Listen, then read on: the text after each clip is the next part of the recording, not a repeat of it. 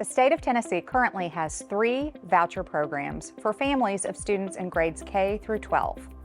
The Individualized Education Account, the Education Savings Account, and the Educational Freedom Scholarship are those 3 programs. And the Individualized Education Account, otherwise known as IEA, is specifically for students with disabilities.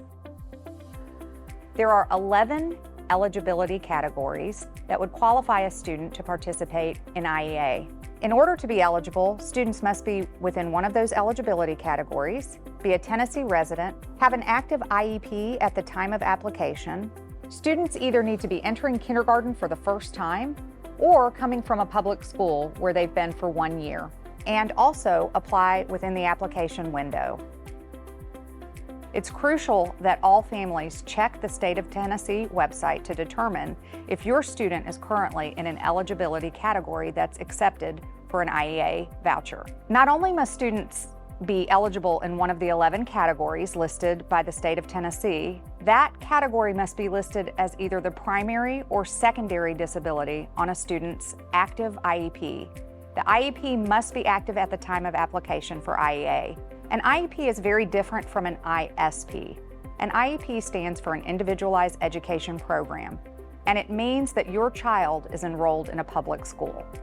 Even if entering kindergarten for the first time, which is a separate category and one that the state of Tennessee defines differently in terms of the requirements, students still must have an active IEP at the time of application for IEA. An ISP is specifically a service plan that is for students who are served by their local school district, but in a parentally placed private school setting or as a student who's homeschooled. An ISP would make a student not eligible for the IEA program. Students must have an IEP, which means naturally that a student is enrolled in a public education program. Navigating the IEP process in public school can be particularly challenging for families. If you have decided that you want to apply for IEA and your student isn't currently in one of the 11 eligibility categories listed as either the primary or secondary disability, it is possible that families might be able to call an IEP meeting and have this reconsidered. Ensuring that all IEP documentation is completed before the application window opens for IEA is a smart step for families to take to ensure that you are able to meet all of the deadlines and that all of the criteria for eligibility is met. Once a student is accepted into the IEA program, a student must also use the funds according to the guidelines set by the state of Tennessee to remain in the program and in compliance. One of those is that if a student is using it toward private school tuition, the private school must be also enrolled in the IEA program. Not all private schools in Tennessee are enrolled in the program, so it's important for families to check to ensure that their private school is a participating private school. There are other requirements that the state of Tennessee mandates for students to remain in compliance once they are accepted. The dates are published annually for things like testing verification, which is required for students in grades 3 through 8. The TCAP test is not part of that requirement. An approved, nationally normed, standardized test in both English and math is required for all students in grades 3 through 8 participating in the IEA program. Families will need to upload quarterly expense reports. It's important that families work with their school's business office to ensure that the expense reports are formatted correctly and turned in a timely manner. The state of Tennessee is the entity that manages the IEA program. There are many non-public schools in Tennessee that participate in the program, but those non-public schools do not have any control over the mandates from the state.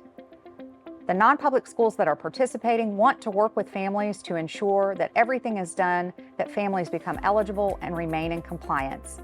But all of the information needs to come directly from the state of Tennessee. They are the source of any updates and all of the published mandates for families. And it's important to check their website frequently for changes. Another resource provided by the state of Tennessee is the mailing list that they provide for families. Getting on that email distribution list ensures that your family is getting the most current updates from the state. Those newsletters are sent out typically each quarter and families can keep up with important dates and requirements when participating in the program. The real challenge that we hear from families is that initial eligibility in the program. Once approved, renewal is a fairly simple process. Maintaining all of the documents that are required by the state is something that your non-public school will work with you on. The state of Tennessee is also very good about replying to emails and phone calls to help families maintain eligibility once they're already approved and in the program. There are specific exceptions for families who are moving to the state of Tennessee for the first time, and their child has not been enrolled in a Tennessee public school. You can find those exceptions and the criteria if you're new to Tennessee on the Tennessee Department of Education website. Regardless of the circumstance, whether enrolling in kindergarten for the first time, or moving from a public school to a non-public school or to a homeschool setting, or if you're moving from another state to the state of Tennessee, at the time of application, all students must have an active IEP.